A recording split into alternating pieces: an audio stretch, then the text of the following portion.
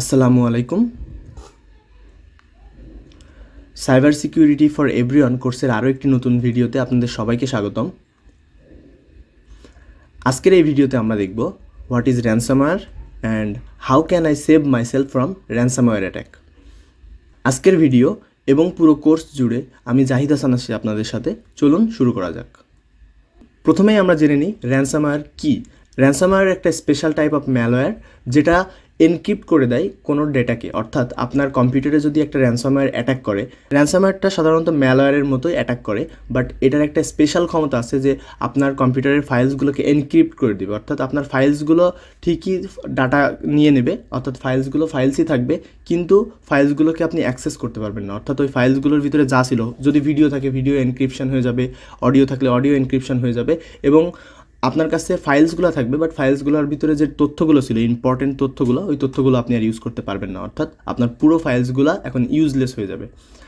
তো files become unusable, user ask for money for that data. অর্থাৎ যে এই ম্যালওয়্যারটা অর্থাৎ র্যানসামওয়্যারটা পাঠাইছে আপনার কম্পিউটারে, কিছুক্ষণ পরে একটা র্যানসাম স্ক্রিন তৈরি হয়। সেই র্যানসাম স্ক্রিনে দেখায় যে আপনাকে বলা হয় কিছু তাদের পে করতে, যাতে আপনি আপনার ডাটা ফেরত। র্যানসামওয়্যারটা একটা কমপ্লেক্স ভাইরাস, যেটা কি করে আপনার কম্পিউটারে সাইলেন্টলি কাজ করে। অর্থাৎ আপনার কম্পিউটারে যদি একটা র্যানসামওয়্যার অ্যাটাক করে, আপনি তখনও বুঝতে পারবেন না যে র্যানসামওয়্যার অ্যাটাক করছে। এটা যখন সকল ফাইলকে এনক্রিপ্ট করে ফেলবে, তখনই আপনি কেবল বুঝতে পারবেন যে আপনার কম্পিউটার র্যানসামওয়্যার দ্বারা অ্যাটাক হয়েছে। এখন আমরা দেখব র্যানসামওয়্যার অ্যাটাকটা কীভাবে সম্পন্ন হয়।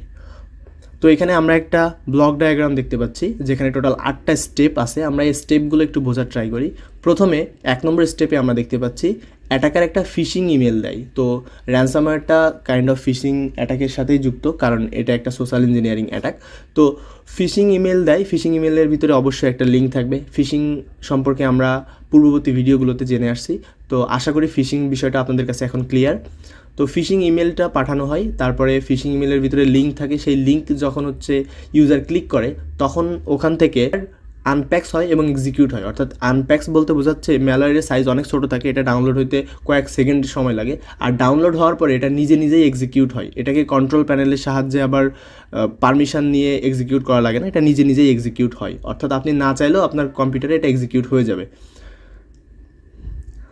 যখনই আপনার কম্পিউটারে ম্যালওয়্যার এক্সিকিউট হয়ে যাবে, অর্থাৎ র্যানসামওয়্যার এক্সিকিউট হয়ে যাবে, তখন আপনার কম্পিউটার থেকে একটা পাবলিক কি জেনারেট হবে, যেটা হ্যাকার পেয়ে যাবে। এবং হ্যাকার যখনই আপনার পাবলিক কি পেয়ে যাবে, তখন সে ওই পাবলিক কির সাহায্যে ফাইলগুলোকে এনক্রিপ্ট করা শুরু করে দিবে এবং আপনাকে একটা র্যানসাম স্ক্রিন দেখাবে, যেটা আপনারা পয়েন্ট 5-এ দেখতে পাচ্ছেন।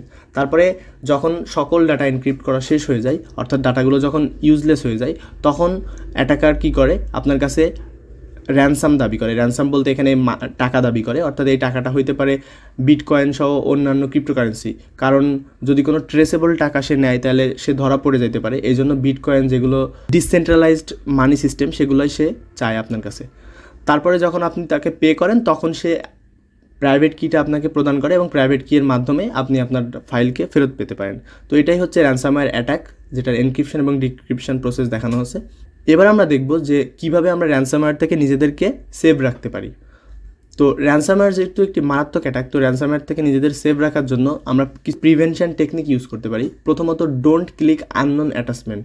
অর্থাৎ আপনাকে কেউ মেইল করলো বা অন্য যে কোনো উপায়ে টেক্সট করলো, টেক্সট করার পরে যদি আপনাকে কোনো অ্যাটাচমেন্ট পাঠায়, ওই অ্যাটাচমেন্টটা সম্পর্কে আপনি না পড়ে সরাসরি অ্যাটাচমেন্ট বা লিঙ্কে ক্লিক করার কোনো প্রয়োজন নাই।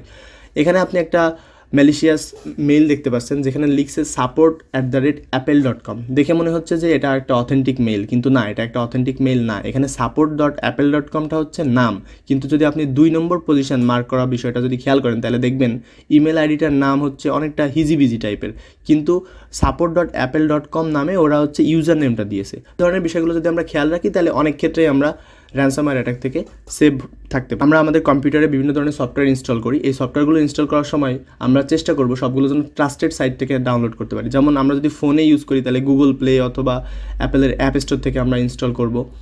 আমরা যদি পিসিতে সফটওয়্যার ডাউনলোড করি, তাহলে আমরা মাইক্রোসফট স্টোর অথবা অ্যাপেল স্টোর থেকে ডাউনলোড করব, যেন ট্রাস্টেড সাইট থেকে অ্যাপ্লিকেশনগুলো ডাউনলোড হয়, যাতে তারা এটা এনশিওর করতে পারি যে আমাদের এই ফাইলসগুলোর ভিতরে কোনো ম্যালওয়্যার নাই।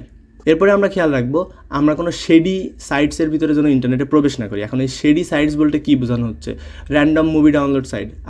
আপনারা অনেকে খেয়াল করে দেখবেন মুভি ডাউনলোড সাইটগুলো অনেক বেশি পরিমাণে অ্যাড দেয় এবং আপনাকে বিভিন্ন ধরনের সফটওয়্যার ইনস্টল করতে বলে।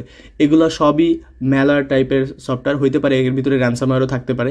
এজন্য আমরা র্যান্ডম মুভি ডাউনলোড সাইটে কখনোই এই সকল লিঙ্কে ক্লিক করব না।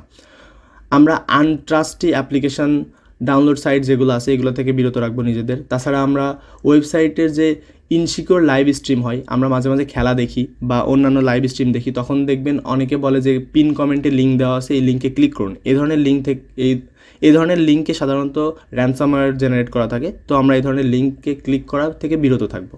সবথেকে গুরুত্বপূর্ণ যে প্রিভেনশন টেকনিকটা আমরা ইউজ করতে পারি সেটা হচ্ছে আমাদের সিস্টেমকে সবসময়ই আমরা আপ টু ডেট রাখবো। ম্যাক্সিমাম যেহেতু উইন্ডোজ ইউজ করে, সো উইন্ডোজের ক্ষেত্রে একটা উদাহরণ দেওয়া যেতে পারে, সেটা হচ্ছে উইন্ডোজের আপডেট সিস্টেমটা সবসময় অন রাখবো। অর্থাৎ আমরা যখনই উইন্ডোজের আপডেট চলে আসবে তখন সরাসরি আপডেট দিয়ে দিব। এবং সবথেকে ভালো হয় যদি আমরা অটো আপডেট ওপেন করে রাখি, অর্থাৎ অটো আপডেট ও যখনই আপডেট আসবে নিজে নিয়ে নেবে। তো যখনই কোনো কিছু আপডেট আসে তখন উইন্ডোজের ভিতরে আমরা উইন্ডোজ সিকিউরিটি নামে একটা অপশন পাই। সেই সিকিউরিটির ভিতরে যে আপনারা খেয়াল করবেন যে প্রতিবারই নতুন নতুন প্যাচ ফাইল জেনারেট হয়, এখানে নতুন নতুন প্যাচ ফাইলের সাইজ বেড়ে যায়। এটার কারণ হচ্ছে যত ধরনের প্রিভিয়াস র্যানসামওয়্যার বা ম্যালওয়্যার অ্যাটাক হয়েছে, এই ম্যালওয়্যার র্যানসামওয়্যার সম্পর্কে উইন্ডোজকে অবগত করে রাখে যে এই ধরনের ভাইরাস যদি পরবর্তীতে সিস্টেমে আসে তাহলে যেন সেটা এক্সিকিউট না করে। তো প্রতিবারই উইন্ডোজ যখন আপডেট দেয় তখন তার পূর্ববর্তী যে সকল র্যানসামওয়্যার বা ভাইরাসগুলো ছিল এই ভাইরাসগুলো সম্পর্কে উইন্ডোজকে জানিয়ে দেয়। পরবর্তীতে ওই সেম ভাইরাস যদি আবার আক্রমণ করে তাহলে উইন্ডোজ ওইটা এক্সিকিউট করে না, অর্থাৎ আপনার কম্পিউটার র্যানসামওয়্যার থেকে বেঁচে যায়।